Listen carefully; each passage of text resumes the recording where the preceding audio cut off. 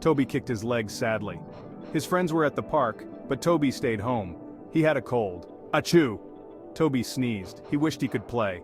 The house felt very quiet, and Toby sighed. Being home alone was no fun at all. Looking out the window, the sun was shining, and he imagined his friends laughing. He sniffled. Even his toys seemed to stare at him sadly. Suddenly the doorbell rang. Toby jumped. Who could it be?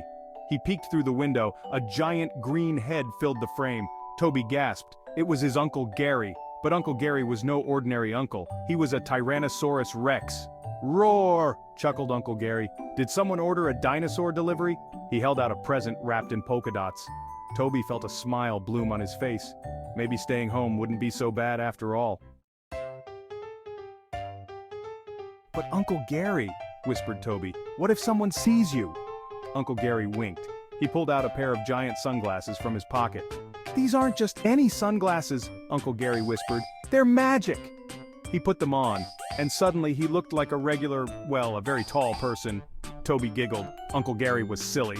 He grabbed his uncle's hand, his cold momentarily forgotten. The house felt warm and exciting again. Let's play a game, Uncle Gary boomed. His voice still sounded like a dinosaur, even with the magic sunglasses. I'll hide and you find me. Roar like a dinosaur if you find me. Toby's eyes widened. He loved hide and seek. Uncle Gary chuckled and tiptoed away. Toby covered his eyes and counted. 1, 2, 3. Toby searched everywhere. He peeked under the sofa, behind the curtains, even inside the toy box. Finally, he spotted a giant green foot sticking out from behind the bookcase. Roar! Toby shouted, bursting into giggles. He found Uncle Gary.